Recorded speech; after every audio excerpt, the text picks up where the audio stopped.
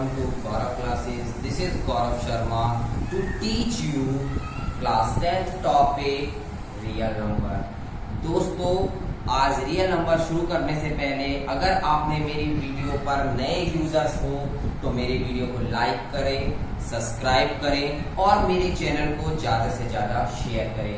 मैं आपको class 10th का 6 मार्क्स का चैप्टर कराने जा रहा हूं, जिसके अंदर हमारे 4 पार्ट्स होते हैं।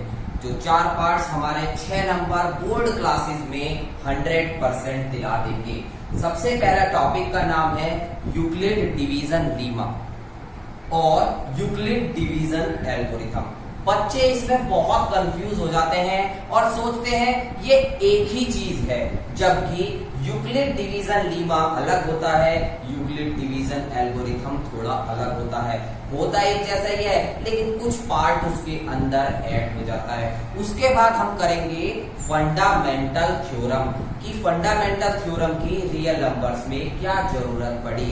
उसके बाद हम देखेंगे कि जो हमारा 3 मार्क्स का क्वेश्चन हर साल रिपीट होता रहता है, क्या है कि √3 या √5 इज एन इरेशनल नंबर आपको प्रूफ करना है। ठीक है मेरे प्यारे बच्चों। उसके बाद 1 मार्क्स का एक क्वेश्चन आता है कि ये नंबर कंपोजिट है या ये नंबर प्राइम है, आप कैसे बताओगे, या ये नंबर टर्मिनेटिंग है या ये नंबर नॉन टर्मिनेटिंग है। इस पूरे चैप्टर में 4 टॉपिक्स बहुत मोस्ट इंपॉर्टेंट हैं, जो आपको 6 मार्क्स 100% दिलाएंगे ही दिलाएंगे। चलिए शुरू करते हैं। हम पहला टॉपिक अपना यूक्लिड डिवीजन लीमा, लेकिन उससे पहले शुरू करने से पहले हम चैप्टर को थोड़ा डिस्क्राइब करेंगे। रियल नंबर क्या होता है? ये रियल नंबर, रियल नंबर बेटा 2 चीजों से मिलकर बना होता है। सबसे पहले रेशनल और दूसरा part irrational.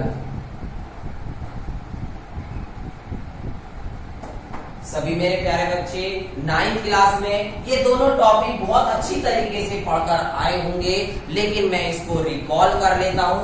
Rational number P/Q की फॉर्म में होते हैं। रेशनल नंबर P/Q की फॉर्म में होते हैं, जहां Q ≠ 0 होता है। ये नंबर टर्मिनेटिंग होते हैं या नॉन टर्मिनेटिंग होते हैं, ये बताएं। ये नंबर टर्मिनेट होते हैं, वो नंबर हमारे रेशनल कहलाते हैं। Sir irrational number non terminating non recurring number, non terminate और non recurring number irrational number कहलाते हैं। देखिए अगर कोई वैल्यू रूट्स में आ जाए तो वो नंबर भी हमारे इरेशनल नंबर कहलाएंगे। और अगर हमारा रेशनल नंबर है तो आपने देखा होगा 0.333 अब इसको बताओ सर ये रेशनल नंबर है नहीं है। हम इसको सॉल्व कराया हमने 9th क्लास में। क्लियर हुआ मेरे प्यारे बच्चों? हमने पता कर लिया रियल नंबर्स क्या होते हैं। अब हम इसके बाद अपने पहले टॉपिक पे चलते हैं, जिसका नाम है Euclid division lemma. Euclid division lemma given positive integers a and b। हमने 2 पॉजिटिव इंटीजर्स लिए a और b। There exist unique integers, और इसको यूनिक इंटीजर q फॉर हमारा होता है क्वोशिएंट, एंड r फॉर होता है हमारा रिमाइंडर, जो सेटिस्फाई करता है a = bq + r। Means a जो है हमारा इंटीजर है, अगर मैं b के साथ q की मल्टीप्लाई कर दूं, क्वोशिएंट की मल्टीप्लाई कर दूं और उसमें रिमाइंडर जोड़ दूं तो मेरा a आ जाना चाहिए। ये मेरा डिवीजन दिया किसने? यूक्लिड ने दिया, जिसके अंदर हमने सबसे पहले ये हमने पढ़ा होगा क्लास 7 में। अगर आपने ध्यान से देखा हो तो क्लास 7 में पढ़ा दिया था। लीमा जो प्रूफ करी है किसी ने स्टेटमेंट, उसका नाम था मोहम्मद IBN मुशल ई कुसरवानी। ठीक है, इन्होंने करी थी। और कौन से इसमें करी थी? CE 780 से लेकर 830 तक इन्होंने हमें ये दिया था।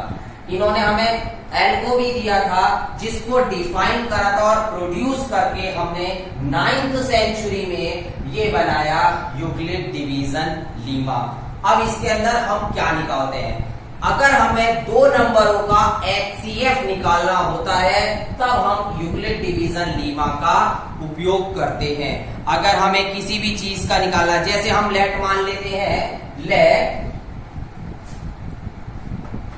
A इक्वल्स टू 4 5 5, हम नंबर मान रहे हैं let A equals to 4 5 5 and B equals to हमारा, हम एक नंबर और ले लेते हैं 42। चलिए आपने बता दिया, हमें 42 ले लेते हैं। अब हम इसको सॉल्व कैसे करेंगे, अब ये देखते हैं। इसमें कंडीशन लगती है बहुत प्यारी सी कि R की वैल्यू 0 या 0 से बड़ी हो सकती है लेकिन B से हमेशा छोटी होगी। एक नंबर का क्वेश्चन आया था 2019 वाले पेपर में, 2019 और 20 का एक सेट था, उसके अंदर कि R की वैल्यू किस नंबर को सेटिस्फाई करती है, MCQ के अंदर था मेरे प्यारे बच्चों। हमेशा याद रखना R की वैल्यू 0 से बराबर और 0 से बड़ी होगी लेकिन हमेशा B से छोटी होगी। R फॉर रिमाइंडर, रिमाइंडर हमेशा 0 आ सकता है और 0 से बड़ा हो सकता है, लेकिन अगर हमारा रिमाइंडर जो बीच की वैल्यू होती है उससे बड़ा आ जाएगा तो आगे चलता है ना। बस इसी चीज का ध्यान रखना। कैसे, लेट अस सी। हमने लिखा A equals to BQ plus R। इस कंडीशन को हमेशा याद रखते हुए चलेंगे, ठीक है। A की वैल्यू 4 5 5 इक्वल्स B की वैल्यू आपने रखी 42। अब क्या करें सर, बेटा डिवाइड करके देखते हैं। डिवाइड 42 डिवाइड करते हैं 4 5 5, 42 1 जा 42, कितना बचा मेरे प्यारे बच्चों, 3, यहाँ आ गया 35। क्लियर हुआ, लिख दीजिए। क्वेश्चन कितना आया 1 प्लस रिमाइंडर कितना बचा 35। आपने देखा 0 से बड़ा है लेकिन B से छोटा है, आ रहा है ना B से छोटा। आगे चलते हैं, अब ये वैल्यू बन जाएगी A और रिमाइंडर बन जाएगा मेरा B। क्लियर है, आइए देखते हैं। 35 42, 35 1 जा 35, कितना बचा मेरे ख्याल से 5 और 2 7 बचा। लिख देंगे 35 मल्टीप्लाई 1 प्लस 7। क्लियर हुआ मेरे प्यारे बच्चों। देखिए R छोटा है किससे, B से। अगेन हम इधर ले आएंगे, 35 बन जाएगा A और 7 बन जाएगा B। इधर आते हैं, 7 का टेबल पढ़ेंगे, 7 5 35। अब क्या आ गया मेरा रिमाइंडर 0। लिख दीजिए 7 मल्टीप्लाई 5 प्लस 0। और याद रखें हमारा HCF क्या आया, कुछ बच्चे गलती कर देते हैं, इसके बाद निकालने के हम देखेंगे HCF। जो मेरी B की वैल्यू आई है वो मेरा क्या आया HCF। तो HCF कितना आया 7। किसका HCF 7 है, 45 445 and 42। HCF of 4 4 5 and 4 2 is 7 answer. समझ में आ गया मेरे प्यारे बच्चों। ये हमने प्रूफ भी करके दिखा दिया एक एग्जांपल के थ्रू और बता दिया यूक्लिड डिवीजन लीमा होती क्या है।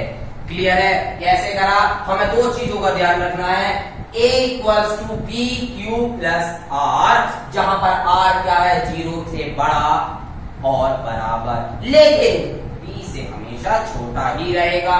हमने ये सॉल्व, अब क्या करता है बच्चे मेरे कि ये तो सॉल्व करके दिखा देते हैं लेकिन साइड में ये नहीं दिखाते। हमेशा याद रखो बेटा, बोर्ड की कॉपीज इस हिसाब से चेक होती हैं कि अगर ये बराबर में नहीं है तो आपका आंसर को आधे मार्क्स दिए जाते हैं। तो साइड में रफ वर्क नहीं, साइड में बिल्कुल कॉपी, बहुत बड़ी कॉपी हो गई, छोटा सा लाइन खींचकर हम इधर दिखा सकते हैं। ये हमारा डिवीजन है और डिवीजन इसी हिसाब से करके दिखाएं, हमने ये बना दिया। मैंने बताया था यूक्लिड डिवीजन लीमा और यूक्लिड डिवीजन एल्गोरिथम, थोड़ा सा डिफरेंस है। क्या डिफरेंस है अब देखते हैं। यहां आ जाता है एल्गोरिथम, अब क्या है एल्गो। एल्गो हम थोड़ा सा कंप्यूटर की लैंग्वेज में चलते हैं। एल्गो मीन्स क्या होता है, स्टेप बाय स्टेप। किसी चीज को स्टेप बाय स्टेप लिखना एल्गोरिथम कहलाता है। कैसे? अब ये देखिए, हमने ये लिख लिया स्टेप 1। कैसे? अब हम वेट करके दोबारा से आप इसे एल्गो के रूप में देखिए, बिल्कुल बस थोड़ा सा मैंने यहाँ पर एल्गो चेंज करा। अगर आप इससे पहले और इसमें देखेंगे, यहाँ एल्गो चेंज करा और लिखा। अब यहाँ पर मुझे क्या लिखना है बेटा? स्टेप 1। क्या है स्टेप 1 मेरा? बी ए मेरा ये है, बी मेरा ये है।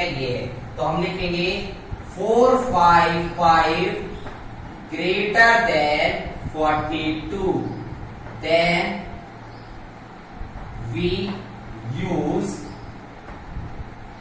lemma। ठीक है, स्टेप 1 यहां तक हो गया, ये डायग्राम ऐसे ही चलेगा। Step 2,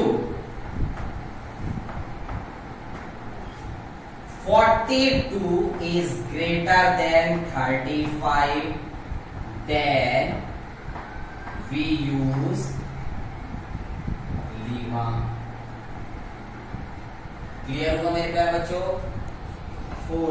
third step, 35 is greater than 7, then we use lemma। Step 4, my remainder is 0, my remainder is 0, then HCF is 7। समझ में आ गया मेरे प्यारे बच्चों? हमने सिर्फ छोटा सा चेंज करा, यहां पर बस एक स्टेप बाय स्टेप और लिख दिया। अब ये क्या बन गया? एल्गोरिथम। बच्चे हर बार क्या करते हैं, घर पर आकर बोलते हैं, वहां लिखा आता है यूजिंग यूक्लिड डिवीजन एल्गोरिथम। और हम तो कर आए, पता चला बेटा एल्गोरिथम लिखनी थी और आप किससे कर आए? लीमा से कर आए। थोड़ा सा डिफरेंस ध्यान रखें, लीमा बोला है या एल्गोरिथम। लीमा बोला है तो स्टेप लिखने की कोई जरूरत नहीं है, लेकिन अगर एल्गोरिथम बोला है तो स्टेप बाय स्टेप हमें करके दिखाने हैं। हमने फॉर्मूला कर लिया। अब हम इसका एक मोस्ट इंपॉर्टेंट क्वेश्चन जो हर साल रिपीट होता रहता है उस पर ध्यान देंगे। Most important question, using Euclid lemma show that the cube of any positive integer is the form 9m or 9m plus 1 or 9m plus 8 for some integer है। क्या पूछा है मेरे प्यारे बच्चों? क्यूब। और क्यूब क्या होता है? अब यहां पर हमें देखना है, क्यूब होता है किसी की भी पावर 3, किसी की भी पावर 3। अब हम लेते हैं let n be n,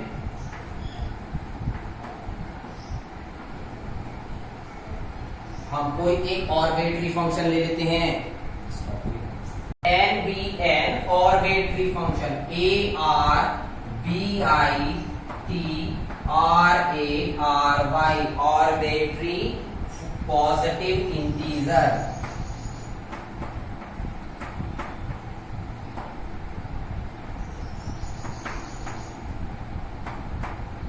clear हुआ मेरे प्यारे बच्चों?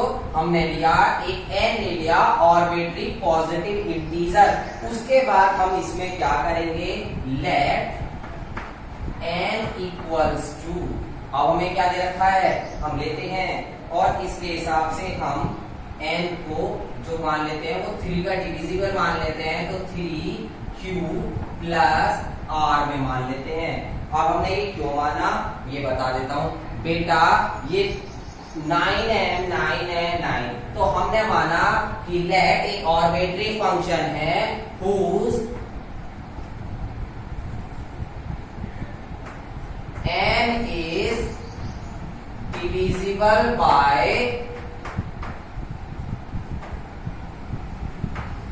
3। हमने इसको 3 के उसमें मान लिया। अब हमने अभी बताया था कि r जो है 0 से बड़ा और बराबर होगा, लेकिन b से छोटा होगा और b अब हमारा क्या है 3 है। अब हम इसके अंदर से स्टेप्स में करेंगे, पर इसमें सबसे पहले दे रखा है क्यूब, क्यूब करेंगे इसका, n cube equals 3q plus r का होल क्यूब। क्लियर हुआ? 3 उसमें करेंगे a प्लस b का होल क्यूब क्या होता है, a cube plus b cube plus 3 into A B bracket a plus b होता है सर। बिल्कुल सही जवाब मेरे प्यारे बच्चों। लिखेंगे क्या हो जाएगा, 3 3 9 9 3 27 cube plus r cube plus 3 3 9 cube r bracket 3 cube plus r। इतना आया मेरे समझ में मेरे प्यारे बच्चों। इसको मैंने मान लिया इक्वेशन 1। अब इसके अंदर कंडीशन क्या दी है, r की। तो हमारा यहां से r की वैल्यू वेयर r इक्वल्स क्या आ गया, देखो 0 दे रखा है तो सबसे पहले 0 आ गया, फिर मेरा 1 आ गया, फिर मेरा 2 आ गया। क्या हम 3 ले सकते हैं? नहीं ले सकते, क्योंकि यहाँ पर क्या कह रहा है, 3 से छोटा होना चाहिए r। हमने ये लिख लिया। तो अब हम क्या लगाते हैं, केस 1। सर केस क्या है, case 1 where r equals to 0। हमने क्या पुट करना है केस 1 में, r बराबर 0, n क्यूब बराबर, इस इक्वेशन में पुट कर दीजिए क्या है इसमें, 27 cube plus 0 plus 9 cube into 0 और 3 क्यूब प्लस 0। जहां जहां r का वहां हमने क्या कर दिया, 0 कर दिया। n क्यूब बराबर 27 इसमें क्यूब, भाई 0 इधर की भी 0 इसमें भी 0, तो इतना क्या बचा, 27 का क्यूब बचा। और इसको कैसे लिख सकते हैं हम, 9 ब्रैकेट 9 3 27 ऐसे लिख सकते हैं। क्लियर है? वेयर हम क्या मान रहे हैं इसमें, n क्यूब बराबर 9n, और इसमें लिखेंगे वेयर 3 क्यूब बराबर n। हमने ये मान लिया। तो हमारा क्या आ गया, सबसे पहला आ गया 9m आ गया, एंड m इज इंटीजर। हमारा m क्या होगा मेरे प्यारे बच्चों, इंटीजर होगा। अब हम आते हैं दूसरे केस पर, केस नंबर 2। और केस नंबर 2 में क्या है, where r equals to 1 put करना है, कर दीजिए। n क्यूब बराबर 27 क्यूब प्लस 1 का cube plus 9 cube into 1 bracket 3 cube plus 1। n cube बराबर 27 क्यूब प्लस 1 का तो 1 ही रहेगा, 9 3 27 आ गया, फिर क्यूब स्क्वायर 9 क्यूब। समझ में आ गया ना मेरे प्यारे बच्चों। 1 को उधर ले जाएंगे थोड़ी देर के लिए, 27 cube plus 27 cube square plus 9 cube plus 1। इन सब में से मेरे प्यारे बच्चों क्या कॉमन आ रहा है, 9 क्यूब आ रहा है। क्या आ रहा है, 9। सर क्यूब क्यों नहीं लेना, बेटा मुझे मल्टीपल बनाना है तो मैं क्यूब ही ले लेता हूँ। चलो आप कह रहे हो तो ये लीजिए। कितना समझ में आया, 9 3 कितने होते हैं, 27 प्लस 9 3 27 प्लस 1 और यहाँ 1। ठीक है, अब हमारा क्या बना ये, n क्यूब बराबर, इसको हम पूरे को हम इसके हिसाब से, या हम इसमें से ये भी अंदर ही मल्टीप्लाई कर देंगे, हमें तो यही बनाना है क्योंकि plus 1 where 3 cube plus 3 cube square plus cube बराबर m। तो हमारा हो गया m क्यूब बराबर 9m प्लस 1। ठीक है मेरे प्यारे बच्चों। अब हम आते हैं स्टेप 3 पर, मतलब केस 3। केस 3 क्या है, वेयर r इक्वल्स टू 2 आ जाएगा। लास्ट स्टेप है मेरा, तो n क्यूब क्यूब बराबर क्या आ जाएगा 27 क्यूब प्लस 2 का cube plus 9 cube into 2 3 cube plus 2 आ जाएगा 27 क्यूब प्लस 8 प्लस 9 दूनी 18, यहाँ लिख लीजिए 18 और यहाँ ऐसे लिख लीजिए, बिल्कुल सही। अब आ गया 27 cube plus 8 plus 54 cube square और 36 क्यूब। अब 8 को फिर इधर ले जाइए, क्या आ गया 27 cube plus 54 cube square plus 36 cube plus 8, इन सब में से आगे 9 कॉमन आ रहा है, 9 3 जा 27, 9 6 जा 54, 9 4 जा 36 प्लस 8। अब इसको भी मान लीजिए मेरे प्यारे बच्चों, क्या m where 3 cube plus 6 cube square plus 4 cube बराबर m, तो हमारा क्या आ जाएगा 9m प्लस 8, ये भी आ गया। तो हमने क्या था 9m आ गया, हमारा पहला पार्ट प्रूफ हो गया, 9m प्लस 1 आ गया, हमारा दूसरा पार्ट प्रूफ हो गया, 9m प्लस 8 आ गया, हमारा तीसरा पार्ट भी प्रूफ हो गया। और ये मेरे प्यारे बच्चों 4 मार्क्स का हर साल, एक साल छोड़कर एक साल या कंटिन्यूअसली साल या किसी न किसी सेट में जरूर मिलता है। आपको समझ में आया? हमने क्या लिया, एक आर्बिट्रेरी फंक्शन ले लिया n, जिसको हमने कहा कि वो 3 से डिविजिबल है। अब हमने मान लिया n बराबर 3q प्लस r, और r की वैल्यू हमारी होनी चाहिए 0 के बराबर या 0 से बड़ी लेकिन b से छोटी, हमने वो भी रख लिया। हमसे बोला गया q, तो हमने वहां इसका q कर दिया। अब हमारी जो कंडीशन है r की 0 1 2 3 तो नहीं हो सकती, हमने रख लिया 3 केस बने और तीनों केस को हमने सॉल्व कर दिया और हमारा आंसर आ गया। ठीक है, अब हम करेंगे इसी का सेकंड टॉपिक जिसका नाम है फंडामेंटल थ्योरम। फंडामेंटल थ्योरम क्या होती है, हमने ये 7th क्लास में और 6th क्लास में पढ़ी थी।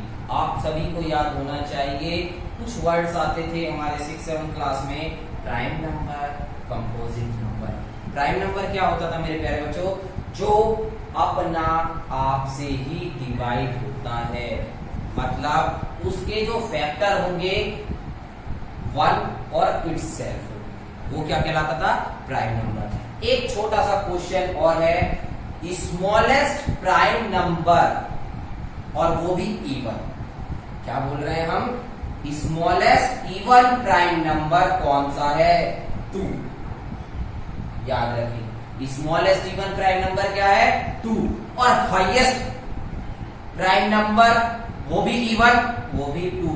सिर्फ एक 2 ही एक ऐसा प्राइम नंबर है जो इवन है, अदरवाइज पूरे के पूरे नंबर सिस्टम में और कोई प्राइम नंबर इवन नहीं है, सारे ये सारे है क्या है, ऑड नंबर। अगर एक क्वेश्चन आता है can all prime numbers is odd, क्या सारे प्राइम नंबर ऑड हो सकते हैं, नो, क्योंकि 2 हमारा क्या है मेरे प्यारे बच्चों, प्राइम नंबर है, वो भी इवन प्राइम नंबर है। ठीक है, अब आते हैं हम कंपोजिट नंबर पे। कंपोजिट नंबर क्या होते हैं, जिसके 2 या 2 से ज्यादा फैक्टर हो, वो हमारे कंपोजिट नंबर कहलाते हैं। अब हम इस पर आते हैं, एवरी कंपोजिट नंबर, अभी बताया मैंने, इसी वजह से मैंने आपको समझाया कि कंपोजिट क्या है। Every composite number can be expressed as a product of prime. हर कंपोजिट नंबर प्राइम नंबर का प्रोडक्ट होता है, जैसे 4 इज अ कंपोजिट नंबर। अब प्रोडक्ट कैसे करेंगे, 2 2 जा 4, 2 क्या है मेरा प्राइम नंबर है, मल्टीप्लाई कर दिया आ गया। सर ये तो छोटा सा हुआ, अच्छा बेटा बड़ा ले लो, हमने ले लेते हैं 20। क्या लेना है मेरे प्यारे बच्चों, 20। अब 20 के मुझे क्या करना है, प्रोडक्ट ऑफ प्राइम्स करने हैं। 2 2 जा 4, 4 5 जा 20। सारे नंबर क्या है मेरे प्यारे बच्चों, प्राइम नंबर है। 2 भी अपने टेबल में आता है और 1 की में आता है, 5 भी अपने टेबल में आता है और 1 की में आता है। क्या दूसरे टेबल में आता, नहीं आता। तो मतलब क्या हुआ, every composite number can be expressed as the product of primes and this factorisation, और ये फैक्टराइजेशन क्या होना चाहिए, यूनिक होना चाहिए। The order which is prime factor is occur, और वो क्या होना चाहिए, ऑर्डर हमारा प्राइम फैक्टर होना चाहिए।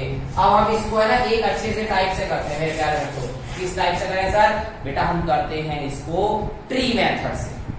क्या करते हैं हम, ट्री मेथड से। याद आया आपने 6th क्लास में करा था ट्री मेथड क्या होता है। तो इसमें लिखेंगे 3 2 7 6 0। सर ये तो बहुत बड़ा हो गया। यस मेरे प्यारे बच्चों, बड़ा हो गया। हमेशा याद रखो डिविजिबिलिटी हमने करी थी ना, याद आया आप 6th क्लास में डिविजिबिलिटी करी थी। क्या थी डिविजिबिलिटी, जिसके एंड में 0 आता है वो 0 से 2 से और 5 से डिवाइड होता है। तो हमारा सबसे छोटा प्राइम नंबर कौन सा है, 2। तो हम इसे 2 से करेंगे। एक तो हमने लिख दिया 2, अब दूसरी तरफ क्या आएगा, इसको 2 से डिवाइड कर। कैसे करें, इधर करते हैं जिससे हमारा कोई दिक्कत नहीं। 3 2 7 6 0, 2 1 जा 2, 2 6 जा 12, खत्म हो गया। फिर यहाँ 7, 2 3 जा 6, 1 बचा, 2 8 जा 16, यहाँ खत्म हो गया। यहाँ क्या 0। तो हमने इधर की तरफ क्या लिखेंगे, 1 6 3 8 0। इतना समझ में आया मेरे प्यारे बच्चों। अब हम देखो 2 का तो हमारा प्राइम फैक्टर हो गया, तो इससे तो हम छेड़ेंगे नहीं। अब हम इसको करेंगे। अगेन मेरा 0 आ रहा है, तो फिर दोबारा से 2 लिख देंगे, खत्म हो गया। अब 2 से 2 8 जा 16, 2 1 जा 2, 2 9 जा 18, 0 आ गया। इतना क्लियर हुआ। 2 8 जा 16, 2 1 जा 2, 2 9 जा 18, और ये फिर 2 को रिमूव कर देंगे, हम इधर कर देंगे, फिर इधर आ जाएंगे। फिर 0 आ रहा, फिर 2 आ गया। 2 4 जा 8, 2 9 जा 18, 2 5 जा 10। अब क्या है मेरे प्यारे बच्चों, 5, और जिसके एंड में 5 आता है सिर्फ वो 5 से ही या 5 के मल्टीपल्स में देखेंगे उससे डिविजिबल होगा।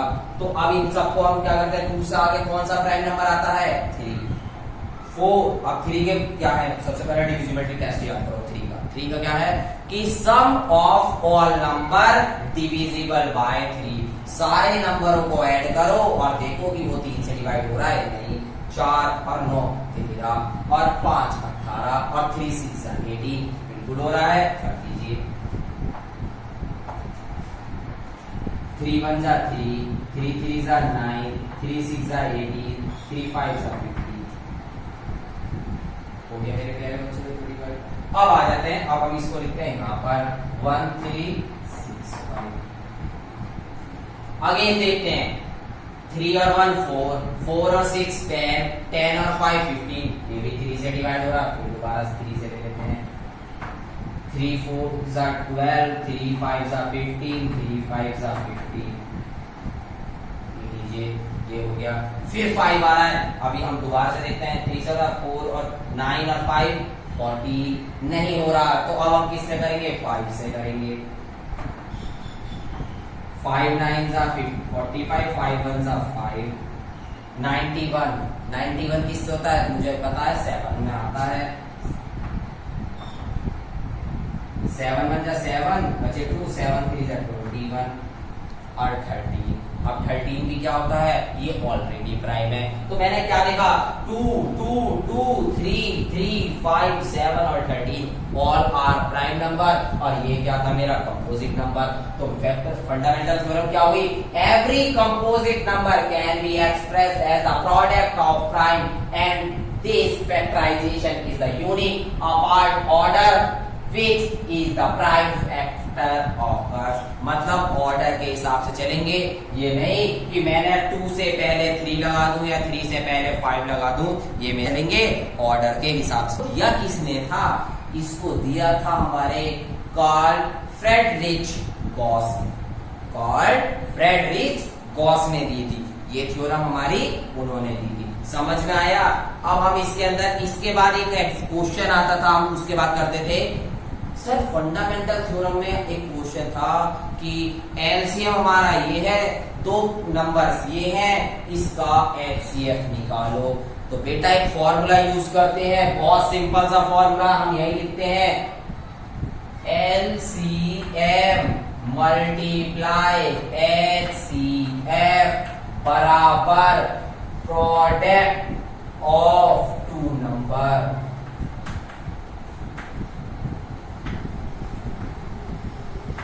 याद आया कुछ? हम इसको ऐसे लिखते थे, टू नंबर का प्रोडक्ट उनके एलसीएम और एचसीएफ की मल्टीप्लिकेशन के बराबर आता है। अगर मुझसे पूछा एचसीएफ बताओ तो एलसीएम यहाँ डिवाइड में आ जाएगा, और अगर मुझसे कहा है एलसीएम बताओ तो एचसीएफ डिवाइड में आ जाएगा। ठीक है, आज हमने दो टॉपिक क्लियर करे, जिसके अंदर से हमने उसी का एक सब पार्ट निकाल दिया, मतलब तीन टॉपिक क्लियर करे, Euclid division lemma, Euclid division algorithm and fundamental theorem.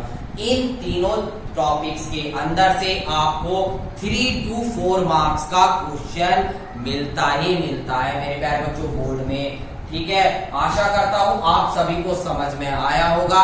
अगर मेरी वीडियो आपको अच्छी लगी है तो प्लीज इसको लाइक करें, कमेंट बॉक्स में जाकर जरूर अपना ओपिनियन बताएं कैसी लगी, और ज्यादा से ज्यादा अपने दोस्तों पे शेयर करें, जिससे मुझे अपने आप को नेक्स्ट वीडियो बनाने में बहुत प्रेरणा मिले कि मेरे बच्चों को ये अच्छी लग रही है। धन्यवाद।